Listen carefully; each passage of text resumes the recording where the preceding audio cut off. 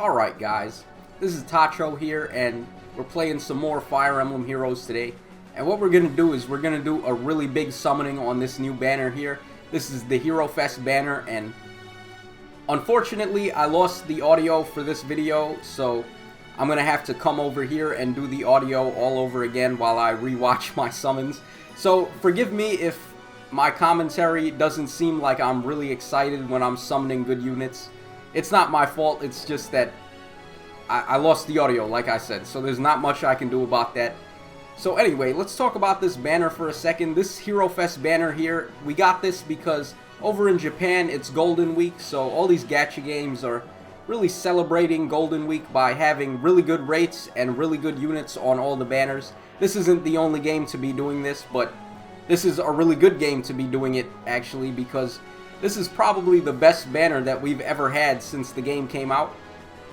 What it is you're going to have a 5% chance to summon the focus units on this banner, and that's actually the highest that we've seen for focus units ever since the game came out. And on top of that, the focus units on this banner happen to be some of the best units in the game. We've got Hector, we've got Azura, we've got Ryoma, and we've got Takumi. So all of them are pretty much top tier units.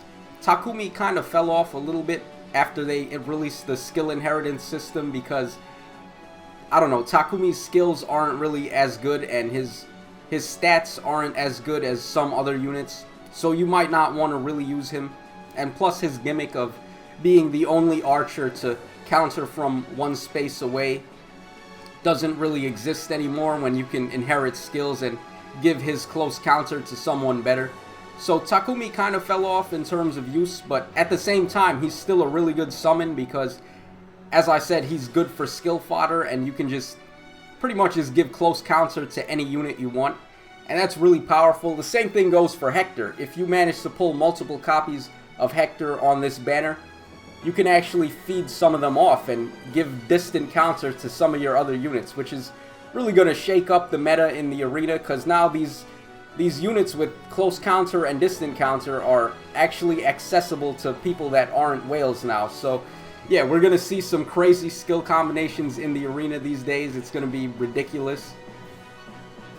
So as far as what I'm looking for on this banner, pretty much anything. I don't have any of these focus units. Of course, I did the summon before and on the Path of Radiance banner, and I was able to pull Ike.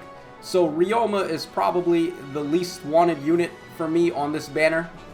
Of course, he'd still be welcome, but as far as the other three go, I could really use them.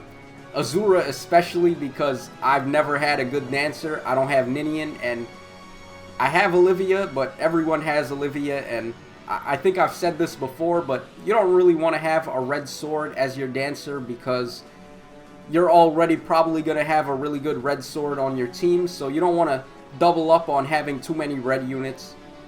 Because of course red is the most common type, and because of that you're going to see a lot of blue in the arena to counter the reds. Okay, over here we finally summoned the first 5-star of the day. We've got Corel there, the sword demon. Really awesome character, one of my favorites. And I actually checked his IVs after this video, and he's minus attack plus defense, so I'm probably not going to get that much mileage out of him in the arena. But he's still a really cool unit.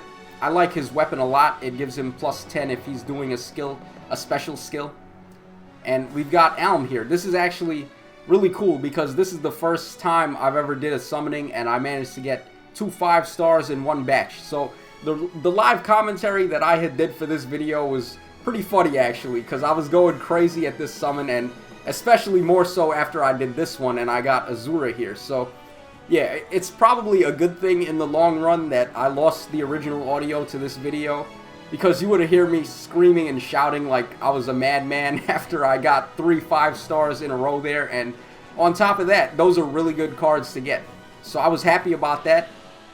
The Azura is actually pretty good. I'm going to get some good use out of her in the arena because her IVs were neutral. She had no boon and she had no bane, and surprisingly, that's actually not bad for Azura because all of her stats are pretty decent. She doesn't have any true weaknesses aside from, I guess, attack.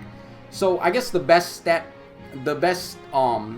combination for Azura would probably be plus attack minus HP. or plus speed minus HP. Either one of those would be great on her. But actually neutral is not bad because that way I don't have anything holding me back, and her resistance stat is really good. Her defense is pretty okay as well. And because of that, neutral is not bad on her. At least I don't think so. And as far as the Alm goes that I summoned just now there, his IVs were plus speed and minus res, I think. Or no, it was plus speed minus HP, I think. So yeah, he's pretty good. Plus speed is going to help him out with the wind sweep skill, and it's going to let him get a free hit basically, because as long as his speed is 1 point higher than his opponent, he's going to be able to hit them for free and they won't be able to counterattack him. And that actually works pretty good with Azura, because then after you hit them for free, you can dance on Alm and let him get another hit and finish off the enemy. Not too useful in the arena because you want to get the one-hit kills in the arena. But actually for Grand Hero battles, I could see that being really helpful. So we'll have to see how that goes. But yeah, anyway, back to the banner and the summons. I guess as far as what else I could get, I've got Azura now, so Hector would be really great, and of course Takumi as well. Takumi kind of fell off in the arena because his base stats aren't really as good as some of the other units, and really the only gimmick that he had was the fact that he could counter from one range, but that's not so much the case anymore. Okay, we got Salif there. Salif is probably the worst sword unit in the game, unfortunately. I will accept him though, he's a 5-star and he's a unit that I didn't have before, so it's really cool that I managed to summon him there. Not gonna be upset about that one. So yeah, what was I saying about Takumi before? Yeah, he had close counter and that was his main gimmick, but now that we have the skill inheritance system, you can just give close counter to someone better than him. Like, what I'm gonna do actually is give it to Merrick. If I manage to pull Takumi in this video, I'm gonna give close counter to Merrick because he's actually the only green mage with a passable defense stat. Actually, I shouldn't even say passable because Merrick's defense, and look at that, as I'm talking about Merrick, we just summoned him there. But Merrick's defense is actually surprisingly high for a mage. He's got close to 30 defense, which is shocking compared to Nino and Julia and Soren, who have really poor defense. So that means that Merrick is one of the best choices to give close counter to. And also, another thing about that is green is my favorite color for magic in this game because green mages are going to be good against all the lance users, and there's a lot of lance users, guys, because red swords are the most common type in the arena, so everyone's going to use blue lances to counter them. So if you've got a close counter Merrick, he's just going to shred everybody in no time at all. It's really awesome. Also, another cool thing about Merrick is that he has the Excalibur Tome, which is going to be super effective against flying units, and that's actually surprisingly helpful because Minerva does show up from time to time, and it's actually pretty tough to get a one-hit kill on Minerva, but Merrick can pull it off. He's one of the few units that can actually do it. I guess some red swords could do it as well, but I mean, red is so common that I almost don't want to use red on my team for the arena. But I will be using Ike, of course, and actually, a cool thing about these summons is that I finally have good units after this video and the next video, because this is going to be a two-part video. I did 140 stones on this video here, and I'm going to do 160 on the next one. So definitely stay tuned for that. Yeah, it sounds like I've spent a lot of money on the game after that, but not really, actually, in comparison to some of the whales out there that are dropping $1,000 and more. I've barely even scratched, like, I don't know, like 200 bucks on the game maybe. And that's like chump change compared to the whales, but still probably excessively high compared to the free-to-play units who would probably not recommend spending a single cent on the game. As far as this banner goes, though, I would say this banner is actually worth it if you want to spend money, because, of course, this is the best banner that we've seen ever since the game came out, and it's also got some of the best focus units in the game as well. So I would say if you were ever considering spending money on the game, then this is definitely the best banner to consider doing that on. I get that some free-to-play players just hate the system and they realize that, oh, this is gambling, and even if I spend money, I'm probably not going to get what I want, but I would say in this one instance, it's probably okay as long as you know what you're getting yourself into and you know that, okay, I probably might not get what I want, but I'm probably going to get something good at the same time. So that's my opinion on this banner as far as spending money goes, and that's why I decided to spend a couple of bucks myself.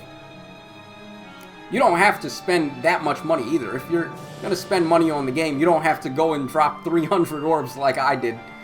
You could spend whatever you want, really. So anyway, we're continuing on with the summons here. We got Ray just now. Ray is a pretty cool character. Nino's son from Fire Emblem 6. Actually, my favorite game on the Game Boy Advance in terms of Fire Emblem anyway. There's some other really good Game Boy Advance games that I love, like Castlevania Aria of Sorrow and Mega Man Battle Network 3, but that's all stuff for another day. We'll talk about that some other time. And we got Smoke on a Green here. I was actually really excited because I thought I was going to get Hector, but then Hawkeye shows up, and Hawkeye is definitely no Hector, man. He doesn't have distant counters, so he's kind of a janky summon. Still cool, though. Okay. Another green summon with no Hector there. I really just... I would have to say, yeah, Hector is probably my most wanted unit on this banner out of all of the focus units. I did get Azura just now earlier, so I would say she was probably number 2, but now that I've got her, it's pretty much all Hector and Takumi. Those are the only ones that I want. Hector is so good, man. Even though they revamped the arena and they changed the way that the base stats work. So now Fury doesn't really affect the arena, and all those stat boosting skills don't really matter in the arena. It just goes by your base stats, like your raw base stats, counting no skills and no weapons. So Hector actually still has the highest base stat total in the game, so that makes him really useful. Ike is actually pretty good too because he has the highest base stat total out of all the red swords. Other good units, of course, Effie and the Manikeets are pretty good as well. They have high base stats. So yeah, my arena team is really going to be shaping up to a top tier team at the end of these 2 videos because I'm going to have some really good units. And if you thought the summons were really hot in this video with that triple 5-star batch there, just wait till you see video 2, man. It's going to just take it to the next level with all the amazing stuff that I got there. So yeah, I guess that's a bit of a spoiler for part 2 to this little 2-part video here, but if you're looking for some really good summons, then watch that video there. And I know that when I did the Path of Radiance summons and I managed to get Ike twice, I probably pissed off a lot of people that tried to get Ike and they couldn't do it. So yeah, if you're gonna watch the second video there, you're probably gonna get mad at me again if you see me summoning really good stuff. I can't help it though, guys. It's just whatever I get. It's all up to luck, man. I mean, look at that batch there. I didn't get a single 5-star, and I'm sure there are other people out there getting like 3 or 4 or 5 stars in a single batch. So it's not just me getting lucky, man. Luck is however it goes. So anyway, that's gonna wrap up the video. Stick around for part 2, guys. We're gonna do 160 orbs on that one, and we're gonna total up to 300 orbs on the Hero Fest banner. So anyway, this is your boy Tacho signing out. Hope you guys enjoyed the summons, and as always, cheers and have a great day.